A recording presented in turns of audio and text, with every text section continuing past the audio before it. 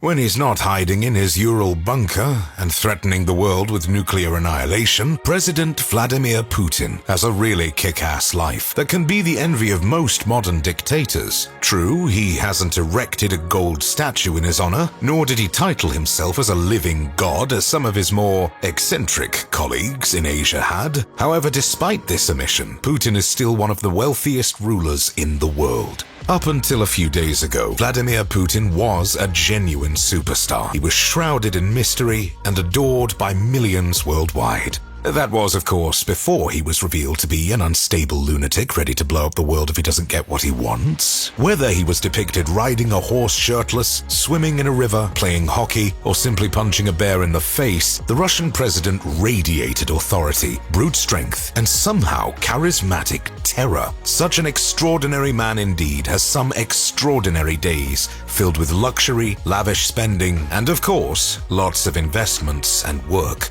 While you'd be forgiven for thinking that President Putin's morning routine is filled with dripping vodka shots in his eyes, punching a dissident in the face, and arm wrestling a bear, the truth is that Russia's commander-in-chief has a much more boring start of the day. When Putin has no foreign meetings, he prefers to stay in bed as late as noon. That explains how he keeps looking threatening at the age of nearly 70. His breakfast consists of the most boring menu you could think of: an omelette, fresh fruit juice, porridge, and some cottage cheese if he's feeling wild.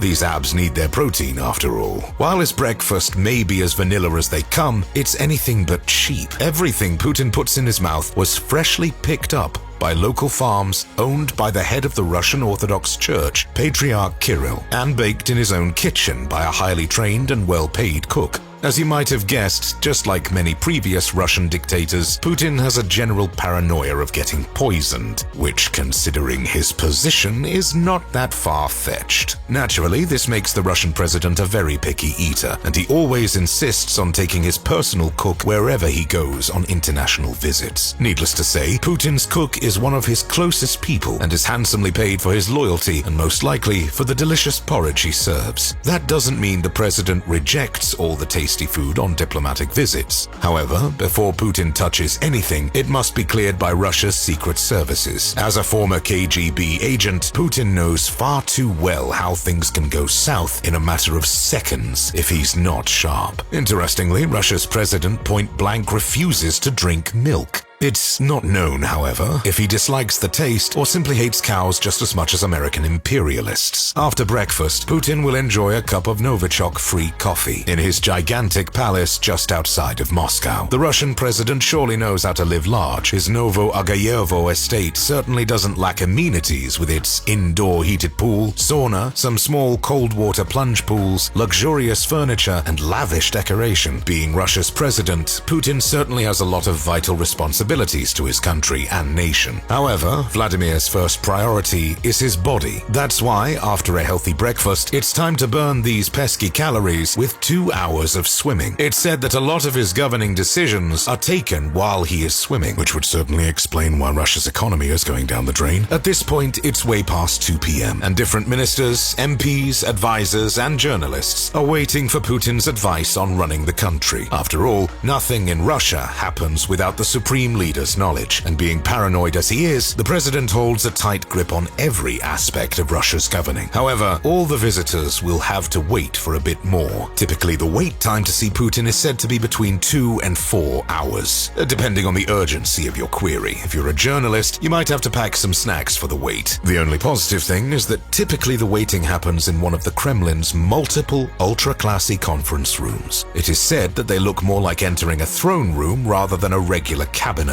or meeting room. While everyone is waiting for Putin, he is still working on the only thing in Russia that's not in decay at the moment: his body. So after the intense swimming session, Putin is ready to lift some weights. No, not bears, cars, or airplanes, just regular old weights. Although he does it in an outfit that is said to have cost more than $3,500. For a 69-year-old, Putin goes far and beyond to keep himself in peak form. He is well known to love taking part in all kinds of physical and contact sports, among which purchase favorites are hockey and judo. Up until a few days ago, the Russian leader was also an honorary president of the International Judo Federation. However, due to the Ukrainian aggression, his role in the IJA was suspended. In the mid-afternoon, Putin's body has finally had enough, and it's time to get dressed for the day. As anyone can guess, the Russian president is not too frivolous with his dress code, as he predominantly wears suits with a tie. His brands of choice are Keaton and Brioni, which unfortunately won't supply the Russian president with new suits anytime soon due to the sanctions the EU imposed on Russia. Nonetheless, Putin won't be seen wearing a barrel anytime soon, as his suit collection is worth tens of thousands of dollars. Typically, the traffic in Moscow is a nightmare, but not when you have a private road with a police escort the whole way from your home to your office in the Kremlin. Once in the office, Putin is all work and no play. His office famously has no windows and has absolutely no technology allowed inside due to security reasons. The only communication is through old Soviet landline telephone. Not very fancy, but quite effective in countering espionage. The president's first task of the day is always to read through the reports of the Domestic Intelligence Service, the FSB, the Foreign Intelligence Service, the SVR, and his Personal Protection Army, the FSO. After familiarizing himself with the truth about Russia, it's time for the president to see what his subjects have been told. Putin spends considerable time looking through publications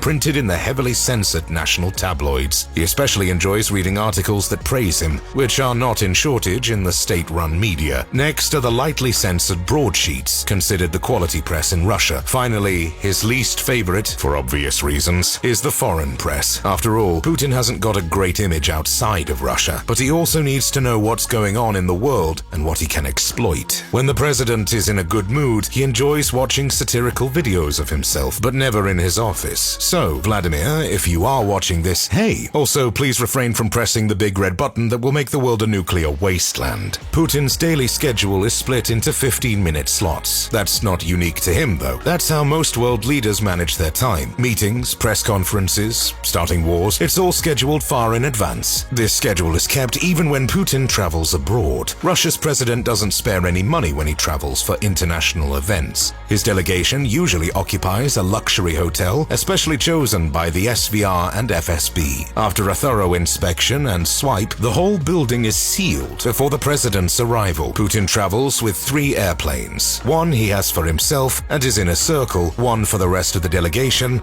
and one as a decoy if anyone decides to spark World War III by shooting down the Russian president. Putin trusts no one, so with him, there's usually an army of servants, chefs, cleaners, and other service people that might come in handy. As you might have guessed by his waking hour, Putin is a night owl. According to him, that's the time he has the best mental clarity and does most of his job. Typically, the president works late at home, as Putin hates staying in the Kremlin. As a result, Vladimir leaves the strategic work for the late hours. It's quite often that he calls his ministers or advisors to discuss actions and governmental affairs way past midnight. Typically, his dinner is just as healthy as his breakfast, although he does enjoy some fancy food like caviar on special occasions. He also loves pistachio ice cream, and he has been seen sharing a cone with more than one world leader. While most Westerners imagine that Putin enjoys a bottle or two of vodka every night, the fact is that Putin rarely touches alcohol. The only exceptions are diplomatic gatherings, where the etiquette demands it. Typically, Putin goes to bed at around 3 a.m. Not a very family-friendly schedule, but for Russia's leader, that's not a problem. Since 2013, he has been a single man. So, ladies, if you want to live a thrilling, luxurious life, you might want to book your flight to Moscow soon. In 2013, he divorced his wife, Lyudmila, and now lives alone with his dogs. He has 2 daughters,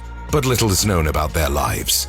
Since the FSB is probably always looking for potential threats to their lives, it's best not to stalk them. President Putin adores his 3 dogs, a black Labrador named Koni, an Akita Inu called Yumi, and a Karakatchan dog named Buffy. The last one was gifted to him by Bulgaria's Prime Minister, Boyko Borisov, and Putin has fallen in love with the fluffy drool ball ever since. It's safe to say that these dogs live a far better life than most Russians. With a personal wealth of above $100 billion, the Russian Russian president surely can afford the best for his most loyal friends. Vladimir Putin is a man of habit and rarely flashes his riches to the public. The Russian head of state lives in luxury in his estate, but otherwise, he tries to keep a down-to-earth appearance for his citizens. A personal army to guard him, a secluded multi-million-dollar home, and some other perks that usually stay behind closed doors and outside the camera's reach. So, will you choose Putin's secluded life with his vast riches, or would you rather have your freedom? Let me know in the comments section below.